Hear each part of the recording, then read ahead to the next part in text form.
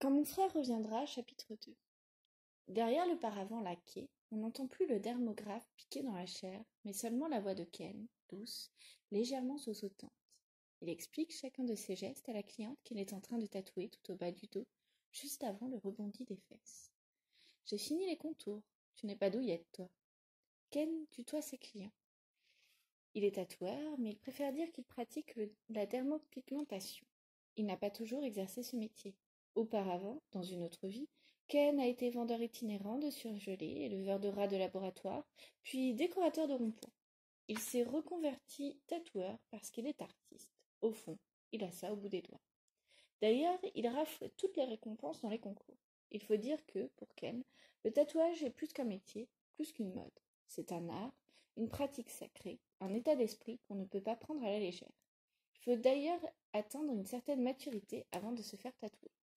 Ainsi, pour Ken, pas question de tatouer les mineurs, même s'il rapplique avec une autorisation parentale comme l'exige la loi. Il a affiché un petit écriteau dans la vitrine.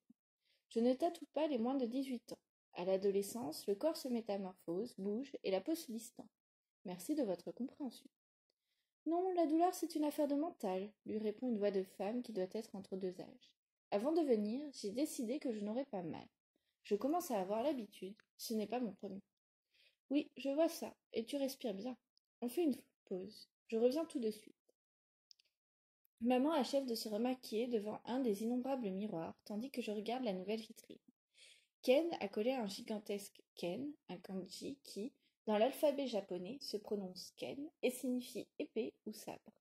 Évidemment, Ken n'est pas son nom de naissance. En réalité, il s'appelle Jean-François. Il a choisi ce pseudonyme à cause d'un acteur dont il est fan, un type de son âge. Ken Watanabe. Physique irréprochable, gueule renversante. Des photos de cet acteur et les affiches de certains des films dans lesquels il a joué, comme Mémoire d'une geisha, Le Dernier Samouraï et même la version américaine de Lettres de Iwo Jima, sont encadrés et accrochés au mur. Le haut du crâne luisant de Ken apparaît au-dessus du paravent qu'il contourne et sa silhouette massive nous rejoint, maman et moi, dans cette partie du salon où il reçoit ses clients. Ken affiche un sourire immense, tranquille. Il m'adresse un clin d'œil et prend maman dans ses bras au moment où elle se retourne vers lui. Mais elle se dégage et articule le plus bas possible. Comment peux-tu continuer à tatouer? Moi, depuis que je sais pourfier, je tourne en rond. Ken ignore le ton de maman. Il me fait signe de les rejoindre et m'attire à mon tour contre lui. Dans son autre coude, sa main brûlante maintient mon épaule. Nous allons retrouver notre fil, articule-t-il distinctement. Nous sommes tous les trois comme les joueurs de basket qui s'agglutinent au moment où l'entraîneur vient les remotiver, front contre front. L'émotion affleure sur mes tempes, ruisselle le long de ma nuque. Je frissonne.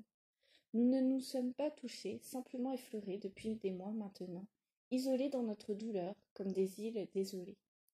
Maman finit par s'arc-bouter, incapable de se relâcher. Notre trio se disloque sitôt qu'elle s'écarte de nous. Ils m'ont dit que Philou était tout seul, murmure-t-elle. Mais c'est impossible qu'un gamin de 15 ans, 16 ans, maman, je précise. Pour la première fois, Phil n'était pas avec nous le jour de son anniversaire, le 11 février. Tu m'as oublié, Ken? Interroge soudain une voix, celle de la femme à moitié nue derrière le paravent laqué. J'arrive, Colette, j'arrive. Ken fait une grimace et nous explique tout bas qu'il en a encore pour 2 heures à finir ce tatouage compliqué dans le bas du dos.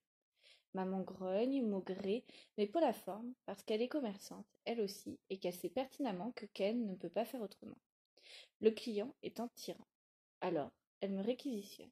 Elle a décidé d'aller acheter des vêtements pour Phil en attendant de retrouver Ken à la maison. Je lui obéis, je la suis.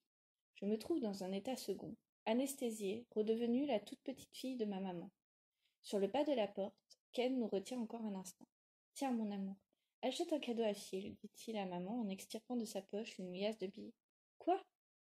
Je ne sais pas, console de jeu? Bof, je n'en sais rien. Qu'est-ce qui pourrait lui faire plaisir? Tu sais mieux que moi.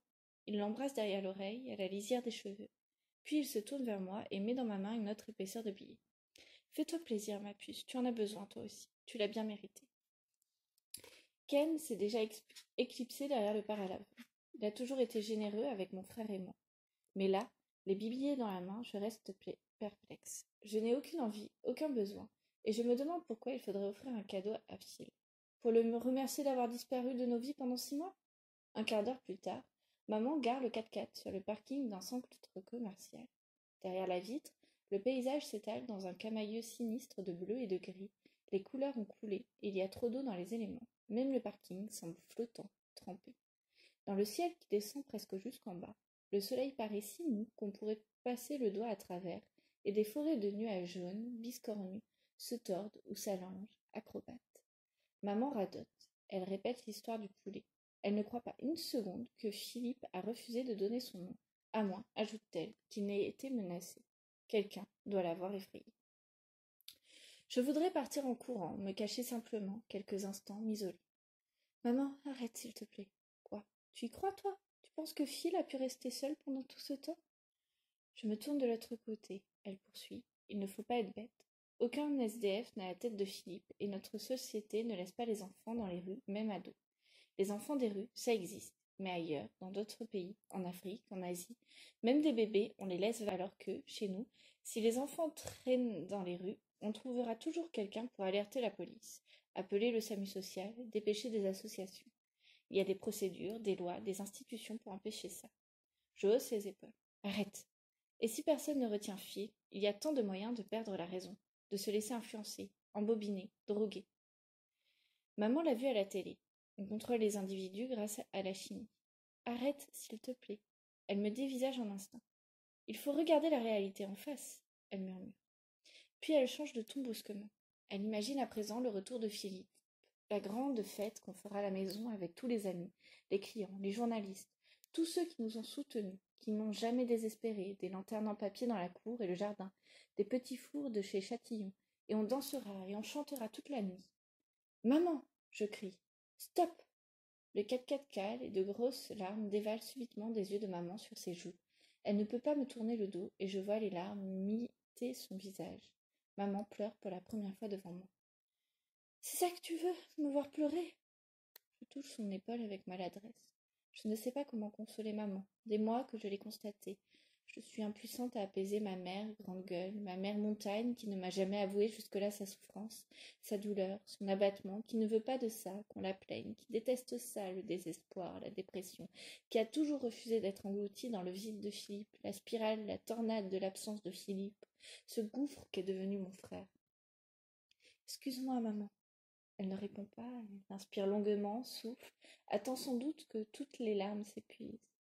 Elle sort de son sac des mouchoirs et sa trousse à maquillage. Cette manie qu'elle a de se remaquiller à tout bout de champ. Elle dit que c'est la moindre des politesses, de se refaire la façade, de ne pas afficher ses états d'âme, d'avoir toujours l'air d'aller bien.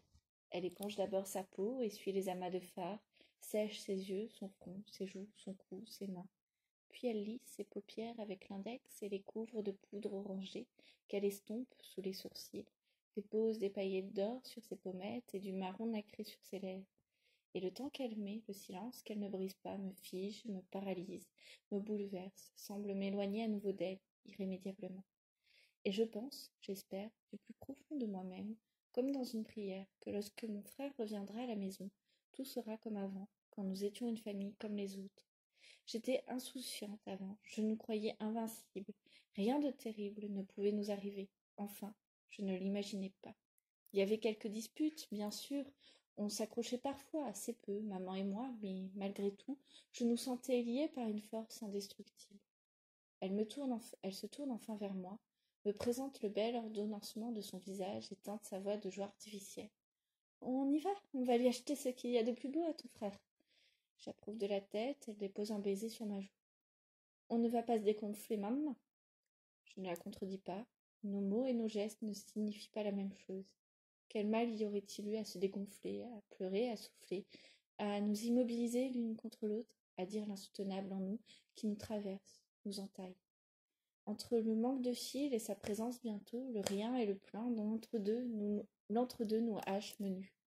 Nous avons vécu 6 mois d'enfer. Je pressens que le contraire ne s'appelle pas forcément le paradis.